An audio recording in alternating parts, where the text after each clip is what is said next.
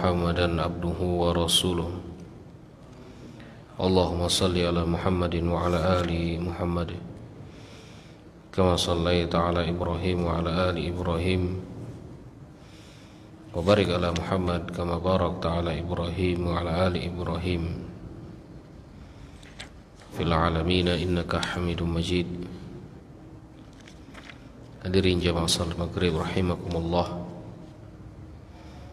Lanjutkan pembahasan kita di kitab Tibyan fi Adabi Hammalatil Quran. Terakhir yang kita bahas adalah tentang menghadap ke kiblat ya. Disunahkan untuk menghadap ke kiblat ketika ingin membaca Al-Quran. Qiyas, dalilnya qiyas.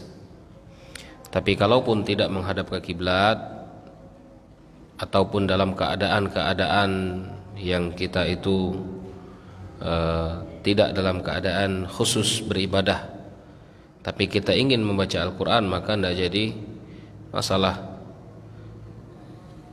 ataupun boleh. Tapi keadaan yang pertama itu lebih baik, artinya dengan menghadap ke kiblat, dengan menutup aurat, dengan berwudu, itu lebih baik ya. Karena kan Rasulullah SAW pernah diriwayatkan bahwa kana yattaki fi hijri wa ana haid fayaqra'ul Qur'an. Rasulullah pernah berbaring, yattaki, berbaring dengan satu tangan seperti ini ya, berbaring dengan sebelah badannya ya, di kamarku, kata Rasulullah, kata Aisyah, dan beliau membaca Al-Quran walaupun aku sedang haid, boleh. Kemudian dalam riwayat yang lain juga Rasulullah SAW ketika bangun dari tidurnya, Rasulullah menghadap melihat langit dan membacakan ayat Inna fi khalqis samawati wal ardi wa ikhtilafil laili wan nahari laayatin liulil albab. Itu juga dibaca Rasulullah SAW dan tidak berwudu, tidak menghadap ke kiblat, tapi diawali dengan menghadap wajah ke langit ya. Maka afdolnya menghadap ke kiblat, tapi dalam keadaan apapun diperbolehkan untuk membaca Al-Quran ya, asalkan tidak menerobos hal-hal yang dilarang di WC, di tempat sampah, di tempat-tempat yang kotor, yang dimana Al-Quran itu tidak pantas untuk dibaca di situ ya. Kemudian pembahasan selanjutnya adalah tentang al-istihbab, al-isti'adzah qabla al-qiraah, sunnah untuk membaca ta'awudz sebelum kita membaca Al-Quran. Wa huwa mustahab indal jumhur, dia sunnah, dilakukan menurut jumhur ulama dengan dalil fa idza qara'tal qur'ana fasta'iz billahi minasyaitonir rajim. Dan ketika kalian ingin membaca Al-Quran, fasta'iz billah, maka berlindunglah kalian kepada Allah dari syaitan ar-rajim. Rajim terkutuk ya. Dan lafaznya adalah dengan kalimat a'udzubillahi minasyaitonir rajim. Nah, ini boleh. Lafaz yang umum, a'udzubillahi minasyaitonir rajim. Ya. Wa qala ba'dus salaf, orang-orang terdahulu pernah menambah lafaz ini dengan lafaz a'udzubillahi A'udzubillahi as-sami'il 'alimi minasyaitonir rajim. Aku berlindung kepada Allah Subhanahu wa taala, As-Sami', yang Maha mendengarkan, Al-Alim, yang maha mengetahui, minasyaitonir rajim, dari godaan syaitan yang terkutuk. Ada tambahan kalimat as-sami' al-alim. La ba'sa bihadza, kata Imam Nawawi, tidak boleh, tidak masalah, salah. Tidak jadi masalah menambah kalimat as-sami' al-alim. Jadi kalimatnya a'udzubillahis sami'il alim minasyaitonir rajim. Boleh menambahkan kalimat sifat. Sifat Allah itu digunakan untuk bertawassul, digunakan untuk berdoa. Ya, walillahil asmaul husna fad'uhu biha. Ketika Allah itu mempunyai asmaul husna, nama-nama yang baik, maka berdoalah kepada Allah dengan nama-nama itu. Perintah. Nah, kalimat a'udzubillahi minasyaitonirrajim itu termasuk doa atau bukan? Secara makna doa isinya. Ya Allah, aku berlindung kepadamu. Doa kan? Meminta Allah melindungi kita. Ya, kalau dalam ilmu usul fiqh itu doa itu apa? Perintah dari derajatnya yang rendah ke derajat yang tidak terbatas. Kita ini kan rendah. Sekarang kita memerintahkan Allah untuk melindungi kita, tapi bukan dimaknai perintah. Apa namanya? Doa. Ya, maknanya doa. Tidak bisa kita memerintah dengan kalimat seperti itu. Ya. Jadi ketika kita meminta perlindungan dari Allah Subhanahu wa taala, itu juga disebut doa. Jadi termasuk kalimat a'udzubillahi minasyaitonir rajim ditambah dengan sifat a'udzubillahi as-sami' al-alim, ditambah dengan sifat. Dan juga lafaz ini tidak tauqifi. Lafaz ini tidak tauqifi. Ataupun misalkan kita cuman menyebutkan auzubillahi minasyaiton, tidak masalah. Ya, auzubillahi minasyaiton pun tidak jadi masalah. Walakin al-ikhtiyaru huwal awwal, tapi yang banyak digunakan adalah yang pertama. A'udzubillahi minasyaitonir rajim. Nah, itu dia yang paling banyak digunakan oleh para ulama-ulama kita. Wa ta'awudz mustahab laisa biwajib, dan hukumnya sunnah saja, tidak sampai derajat wajib. Artinya yang membaca Al-Quran tanpa ta'awudz pun tidak masalah. Ya, tidak jadi masalah. Hukumnya sunnah, dikerjakan mendapatkan pahala, tinggalkan tidak jadi masalah. Wa huwa mustahab li kulli qari'in sawa'un kana fi shalatin aw ghairiha. Mustahab walaupun orang yang membaca itu di dalam sholat. Ta'awudz, ya, disunahkan untuk membaca ta'awudz, tetapi disirkan,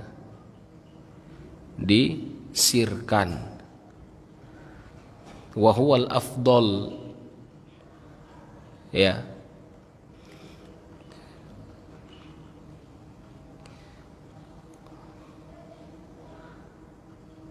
Wa yustahab fi sholati fi kulli rakaah. Dalam mazhab Imam Syafi'i, perkataan An-Nawawi, ya, ada dua pendapat membaca ta'awudz dalam sholat itu. Yang pertama, di setiap rakaat sebelum membaca Al-Fatihah membaca a'udzubillah. Di setiap rakaat sebelum Al-Fatihah membaca a'udzubillah. Ya. Dan pendapat yang kedua, cukup di rakaat pertama saja. Cukup di rakaat yang pertama. Kemudian di rakaat-rakaat yang lain itu sudah tidak usah dibaca lagi.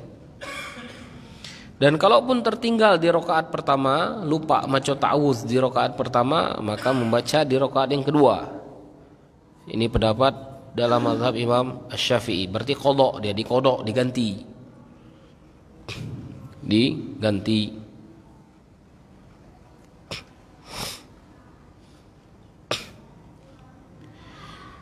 Dan hukumnya sunnah ya, hukumnya sunnah.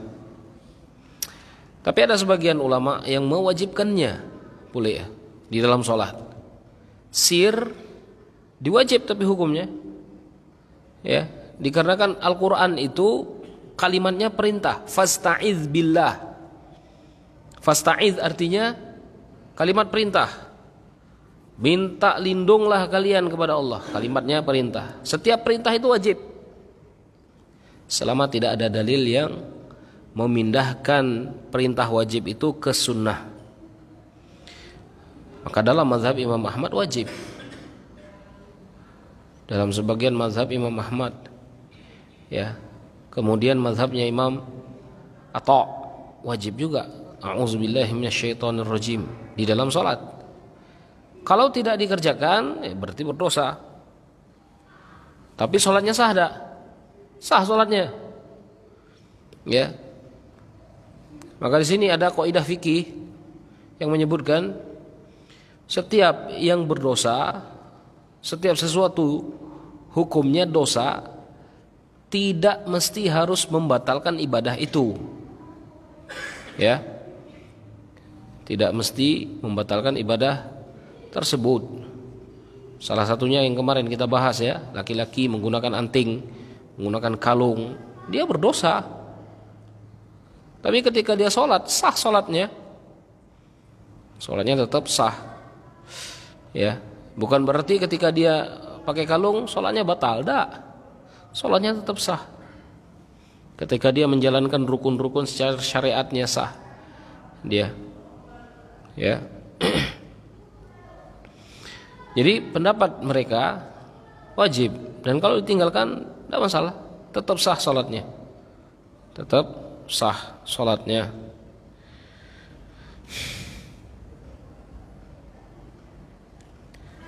Begitu juga membaca ta'awudz di dalam sholat jenazah dan sholat-sholat lainnya yang diawali dengan Al-Fatihah.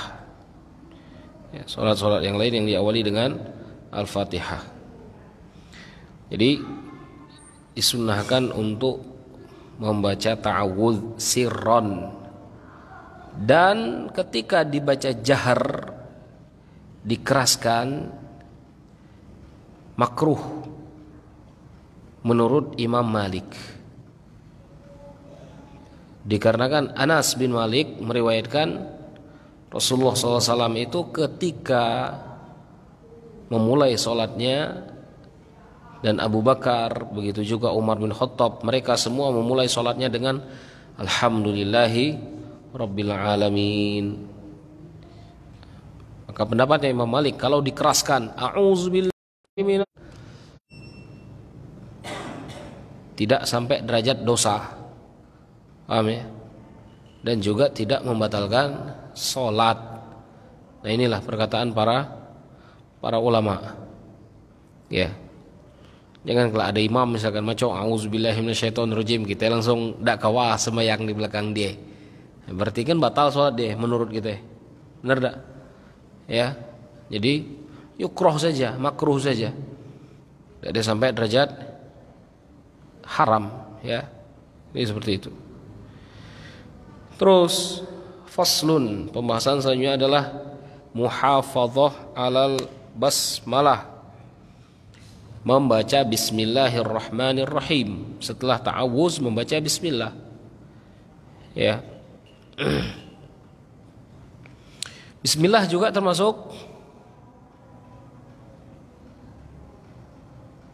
tabarruk, meminta barokah atas nama Allah, gitu ya, tabarruk.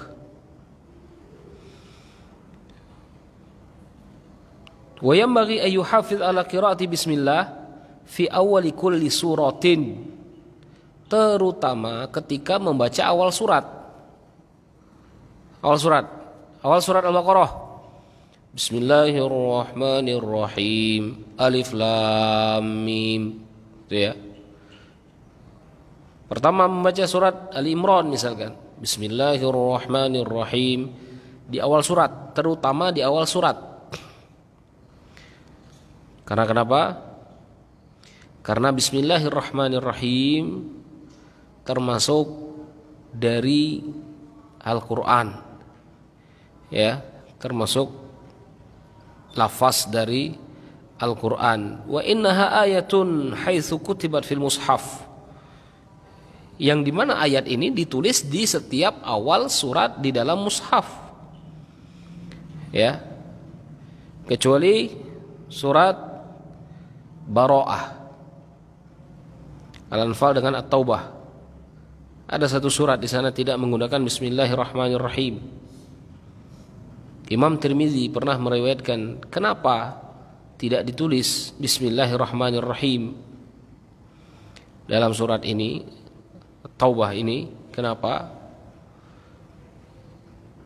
Utsman bin Affan pernah diriwayatkan bahwa Rasulullah SAW ketika turun ayat, Rasulullah SAW itu langsung menyuruh katibnya, sekretaris yang menulis Al-Quran, suruh tulis,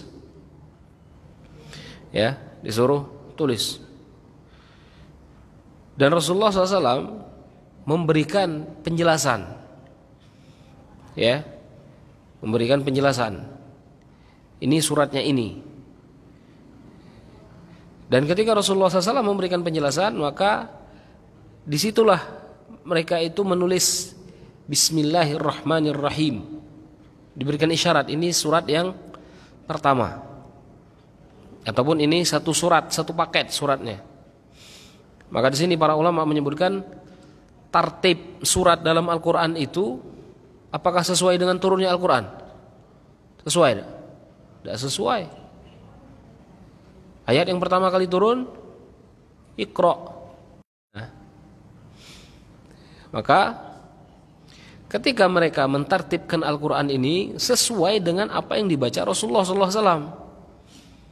Bahkan ada sahabat bertanya, bagaimana kalian membaca hizb per hizb? Hizb itu yang bagaimana? Hizb itu juz 1, juz 2, juz 3. Al-Baqarah, bukan juz ya, salah. Al-Baqarah, Al-Imran, An-Nisa, misalkan. Ini satu hizb. Kemudian diteruskan lagi surat-surat setelahnya. Nah, bacaan-bacaan yang seperti ini yang terus dibacakan oleh Rasulullah SAW, maka disusun sesuai dengan apa yang dibaca Rasulullah SAW. Ya. Maka tartib ayat itu tauqifi. Paham enggak? Qul huwallahu ahad, Allahus samad, lam yalid wa lam yulad wa lam yakul lahu kufuwan ahad. Tartib ini tauqifi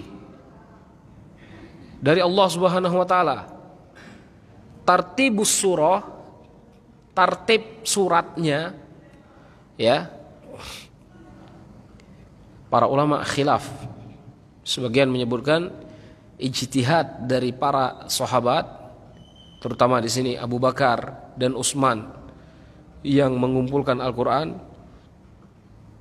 Tapi sebagian ulama yang lain menyatakan mereka mentartib surat-surat itu sesuai dengan kebiasaan yang dibaca oleh Rasulullah SAW. Ya, itu. Dan ketika masuk ke surat At-Taubah dan Al-Anfal, dikarenakan isinya sama, isinya tentang peperangan, maka Utsman berkata, aku mengira dua surat ini bagaikan satu surat. Dan Rasulullah SAW tidak pernah mengomentarinya karena isinya itu sama. Ya. Maka ketika itu aku tidak menuliskan Bismillahirrahmanirrahim di awal surat itu, gitu loh. Jadi perkataan Imam Nawawi di sini, sunnah untuk membaca Bismillahirrahmanirrahim terutama di awal surat, terutama di awal surat. Ya. Dikarenakan dia itu ayat mustaqil, ayat yang ditekankan, yang selalu diulang-ulang di awal surat. Ya.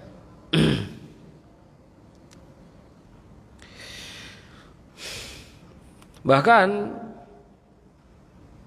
Imam Nawawi menekankan, kalau misalkan kita itu disuruh untuk membaca Al-Quran dan kita diberi upah dengan bacaan kita itu, maka Bismillahirrahmanirrahim itu harus dibaca. Kalau tidak ada dibaca Bismillahirrahmanirrahim itu tidak boleh kita nerima upahnya. Sampai ke derajat ini. Ya. Pendapatnya Imam An-Nawawi.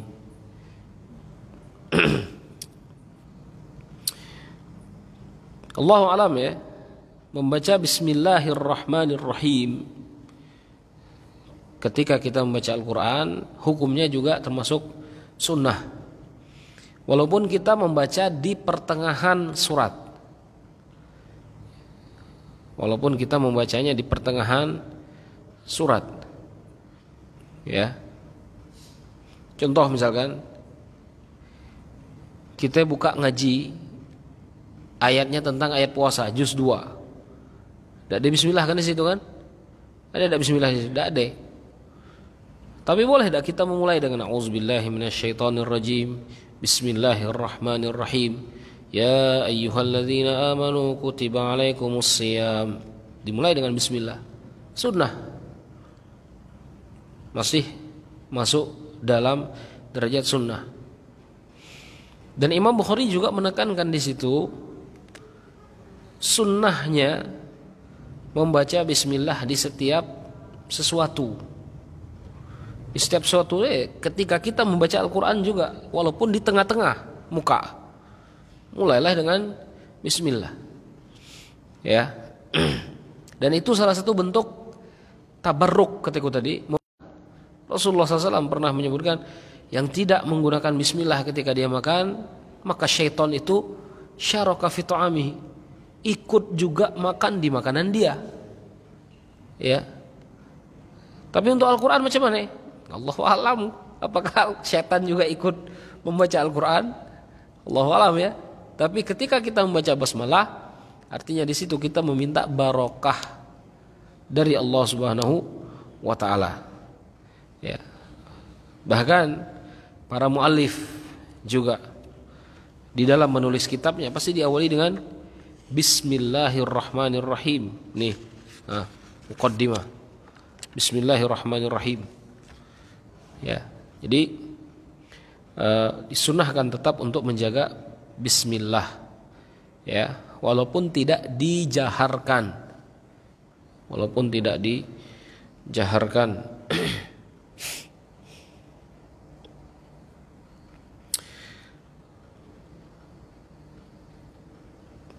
Kemudian pembahasan selanjutnya adalah tentang tadabbur Quran. Tadabbur, ya, memahami apa yang kita baca. Kalau masalah nih pasti agak nyangkut nih, karena kita tidak paham bahasa Arab, ya, tidak paham kita bahasa Arab. Dan dikarenakan Al-Quran itu berbahasa Arab, gitu loh. Bagaimana kita ingin memasuki bab ini kalau kita tidak tahu bahasa Arab? Ya minimal ya, sesekali gitu kita bukalah terjemahannya, level terendah itu terjemah. Ya. Kita tahu maksud ayat itu, ayat yang kita baca itu. Dari mulai ayat-ayat yang kita baca setiap hari. An-Nas, Kulhu, A'udzu falak, kemudian ayat kursi. Ketika kita membaca minimal, ya, kita mencoba untuk membuka artinya kalau kita tidak tahu bahasa Arab. Kalau yang sudah mengetahui bahasa Arab, buka level selanjutnya, tafsir dari ayat-ayat itu dibuka. Ya. Jadi tadabbur ayat Al-Quran itu penting, bahkan lebih penting daripada hanya sekedar membaca qomat kamit saja. Ya. Makanya sebagian sahabat itu pernah berkata, kami tidak pernah menambah hafalan lebih dari 10 ayat, kecuali 10 ayat itu sudah kami amalkan. Tadabbur mereka itu tinggi, gitu loh, ya. Makanya di zaman Rasulullah SAW, Rasulullah itu sangat tertekan, bukan tertekan ya, sangat terluka sekali ketika orang-orang hafiznya yang memang penghafal Al-Qur'annya itu meninggal. Karena banyak dari para sahabat itu yang juga tidak penghafal Al-Qur'an, tapi dalam bab muamalah, bukan muamalah, dalam bab mengamalkan isi Al-Qur'an mereka berlomba-lomba untuk itu. Dikarenakan tadabbur mereka terhadap ayat-ayat Al-Qur'an, ya.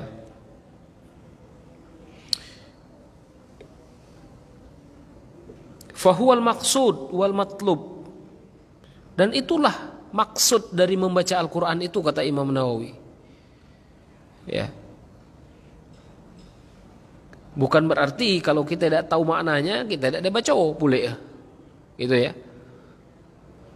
Ketika kita sudah membaca, kita harus mempunyai target selanjutnya. Minimal yang aku baca itu aku paham dengan itu.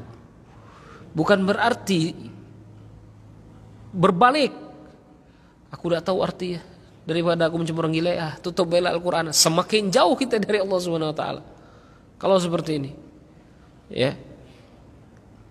Sampai dengan misalkan kita membaca Al-Qur'an terbata-bata, ya, langok macam-macam ini, ditutup, semakin jauh kita kepada Allah Subhanahu wa taala, ya. Akhir berbahasa Arab, tidak bisa kita membaca mentadabbur Al-Qur'an, tidak mesti, tergantung usaha kita bagaimana, gitu loh ya. Ataupun misalkan satu hari itu kita membuka satu makna yang dimaksudkan Al-Qur'an itu.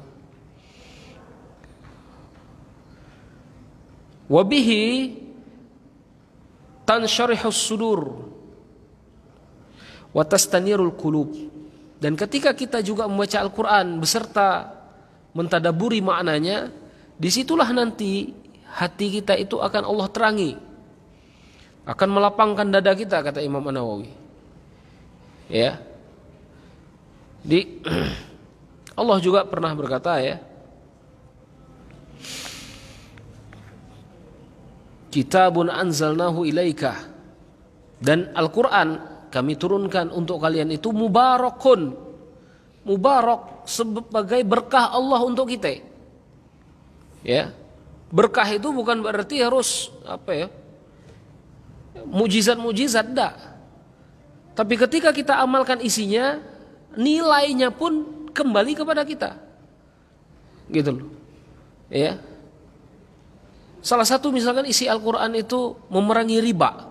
Coba tanya orang-orang yang makan riba dengan orang-orang yang tidak, beda barokahnya, gitu loh, barokahnya beda. Itu maksudnya barokah tadi, ya. Al-Qur'an menyuruh kita untuk menahan pandangan untuk tidak berzina, tetapi merintahkan untuk menikah. Beda hasilnya. Lebih barokah orang yang menikah daripada yang itu tadi berjual 3.000, ya. Lebih barokah yang seperti ini. Itu maksudnya barokah itu. Apalagi ketika Al-Qur'an itu kita laksanakan secara keseluruhan, gitu loh, ya. Dan didukung misalkan oleh pemimpin-pemimpin. Masya Allah ini. Cuman kadang-kadang pemimpin-pemimpin kita ini cuman ngambil bab-bab yang berhubungan dengan fulus bae kadang-kadang, ya. Bab haji, bab umroh, bab wakaf, bab zakat. Kalau masuk bab pidana, sudah, tidak berani. Coba bab pidana masuk, yang korupsi penggal tangan, berani tidak? Tidak berani. Tapi kalau dalam masalah gurush, fulus, cepat, ini yang muat kacau dunia ini, ya. Jadi ketika Al-Qur'an itu dilaksanakan secara keseluruhan, barokah itu Allah akan turunkan, Ya. Makanya kita diperintahkan untuk mentadaburi ayat-ayat tersebut, ya. Bagaimana ulama-ulama terdahulu mentadaburi Al-Qur'an? Ini riwayat-riwayat dari mereka, ya. Dari Zurarah bin Aufa At-Tabi al-Jalil, seorang tabi'in, ketika dia mengimami salat subuh, faqara'ah, maka dia membaca surat Al-Muddathir, dan sampai di ayat fa idza nuqira fin naqur fadzalika yauma idzin yaumun asir. Ketika dia membaca ayat ini, dia berhenti sejenak. Dan ketika dia berhenti, ternyata Allah cabut nyawanya. Apa maknanya? Fa idza nuqira fin naqur, dan ketika sangkakala, trompet, ya, bukan trompet macam kita ini yang kalau mikir trompet macam trompet tahun baru boleh, ya. Ini kadang-kadang ambil maknanya sesuai dengan kenek-kenek. Fa idza nuqira fin naqur, ya, ketika sangkakala itu sudah tiba waktunya, ya.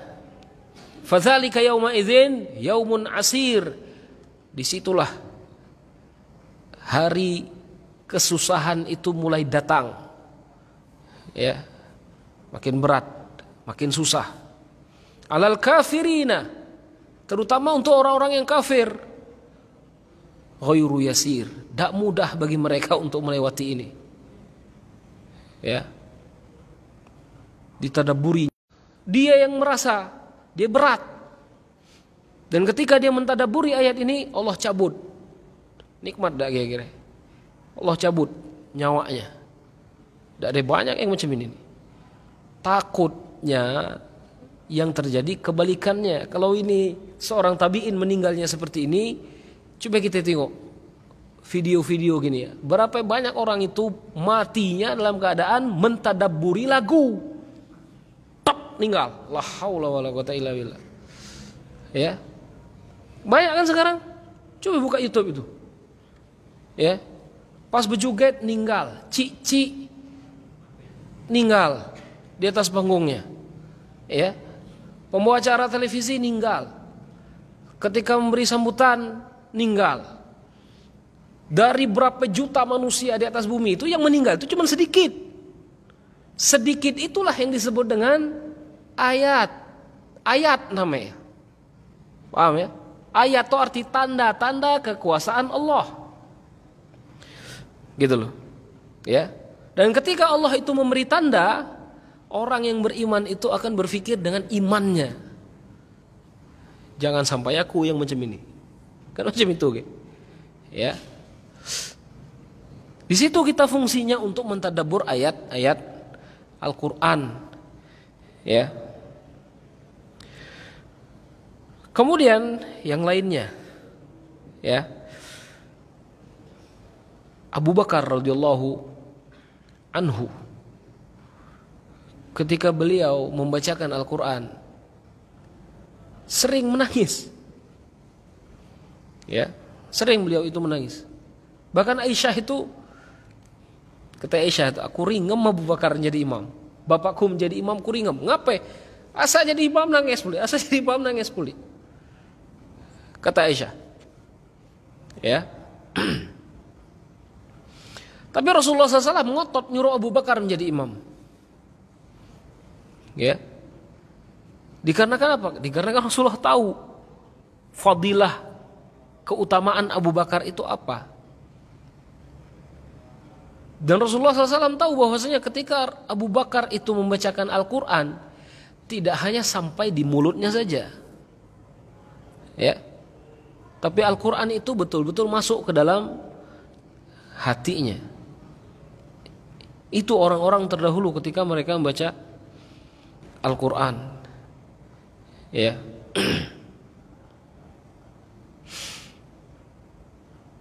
Kemudian Ibrahim Al-Khawwas, salah satu ulama ahli ibadah. Beliau pernah berkata, dawaul qalb, obat hati itu ada 5, kata beliau. Yang pertama adalah qiraatul Quran bitadabbur. Salah satu obat hati kita sekarang itu adalah membaca Al-Quran dengan tadabbur. Maka ketika misalkan keadaan kita sekarang, misal serak dengan rezeki musim corona ini, takut hikat musim corona ini, buka coba Al-Quran itu. Coba dibuka Al-Quran. Tipe padam, usah didengar tipe itu. Buka Al-Quran itu, kemudian ditadabbur isi Al-Quran itu. Coba bedakan hasilnya. Ya. Itu salah satunya. Ketika kita mentadaburi Al-Quran, kita akan merasakan bahwasanya rahmat Allah itu sangat besar. Ya, daripada kita memikirkan sesuatu yang na'udzubillah selalu membuat kita itu tayas. Tayas ini apa bahasa Indonesia? Putus asa. Seolah-olah rahmat Allah itu sangat kecil sekali. Ya. Jadi ini obat yang pertama. Coba dibuka Al-Quran itu, kemudian ditadabburi. Walaupun ayatnya itu cuma sedikit, kemudian kita buka maknanya, sudah kita amalkan atau belum misalkan. Ya. Mentadabburi Al-Quran. Kemudian setelah mentadabburi Al-Quran, khala'ul batan yang kedua, mengosongkan perut. Kami yang besar ini istilahnya bisa mengurangi kadar racun di badan. Ngapain? Karena dia ngentam lemak yang buruk ini. Ya. Makanya para ulama itu memperbanyak puasa. Rasulullah SAW sendiri ketika makan tidak banyak keadaan beliau itu kenyang, lebih banyak keadaan beliau itu lapar daripada kenyangnya. Ya. Walaupun Imam Bukhari pernah meriwayatkan hadis bahwasanya Rasulullah juga pernah makan sampai kenyang, pernah. Tapi kebanyakan keadaan Rasulullah SAW itu tidak pernah makan dalam keadaan yang sangat kenyang. Ya, apalagi sampai behandar macam ini, harum nafas, kemudian untuk sujud rukuk dan tawaki, nah, itu jarang sekali. Ya. Kemudian yang ketiga adalah qiyamul lail, mendirikan sholat malam. Ya, orang yang mendirikan sholat malam ini adalah orang-orang yang Allah istimewakan. Karena kenapa? Karena dia mencari waktu untuk berdua. Nah, itu orang-orang bertunangan lah, nyari tempat berdua kan? Nah, itu. Maka berdualah dengan Allah Subhanahu Wa Taala. Kapan? Ketika sholat malam. Ketika orang-orang itu tidur. Ya. Dan kalau kita teliti, azab Allah, buka kitab tafsir semua. Azab Allah rata-rata Allah turunkan ketika subuh. Kita kena akal dulu waktu subuh, ya kan? Benar nggak? Ya, waktu kita kena akal dulu, waktu subuh juga. Dan memang kebanyakan azab itu turun ketika subuh. Ya, maka beruntunglah orang-orang yang bangun ketika sholat malamnya walaupun 2 rakaat, kemudian dia menghadiri jamaah. Beruntung dia. Ya, daripada dia terlelap, dikencingi setan, ya, dikentut setan, kemudian dibuang kotoran setan di telinga, mata dan hidungnya. Yang keempat, ketika sahur memperbanyak doa. Setelah tahajud itu memperbanyak doa, kemudian banyak-banyaklah duduk dengan orang-orang yang soleh. Ya, ini salah satu obat hati yang sakit tadi. Ya, sampai sini. Insyaallah kita lanjut besok dengan pembahasan kitab Bulughul Maram. Tutup dengan kafaratul majlis. Subhanakallahumma bihamdika asyhadu an la ilaha illa anta astaghfiruka wa atubu ilaik. Assalamualaikum warahmatullahi wabarakatuh.